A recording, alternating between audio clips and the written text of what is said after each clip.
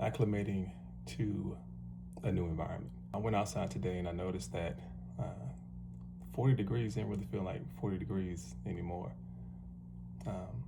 That's because we just had a winter storm, and our idea of what is truly cold changed because of the extreme drop in temperature. So if our baseline for what was cold was here, after this past week, it dropped to here. Our baseline lowered, right? So going outside now, after we establish a new baseline, feels a little warmer than it used to feel, because previously our baseline was here. It's this mechanism that our bodies have. We adjust and we adapt. Our minds have the same kind of mechanism. So if the mind has been in a adverse environment for an extended period of time, it will become acclimated to that environment. The baseline will lower. Think of a lowering baseline as a lowering of expectations because of the environment that the mind has become acclimated to for an extended period of time. Now, I call it acclimating to a new environment. Other people might call it conditioning. There is a certain subset of people who have been exposed to harsher than normal environmental conditions for an extended period of time.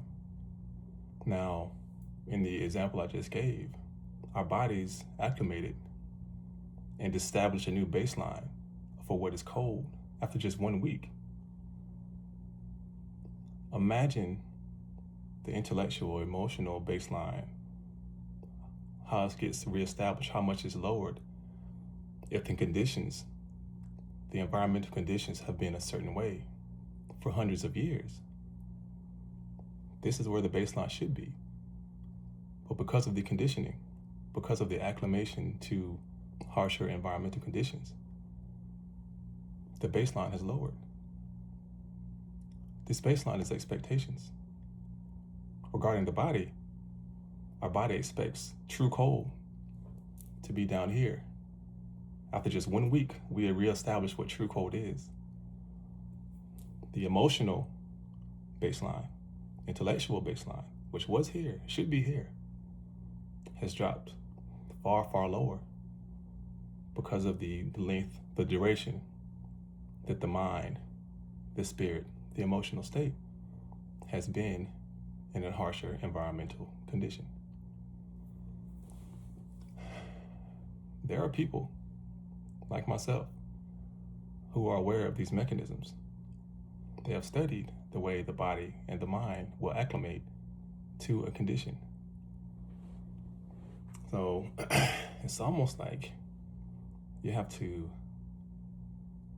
know why you're feeling, when you're feeling, what you're feeling, and the magnitude of which you are feeling a thing. Your self-awareness really needs to be on a cellular level. That's what it takes. Well, now that you know, what are you going to do about it?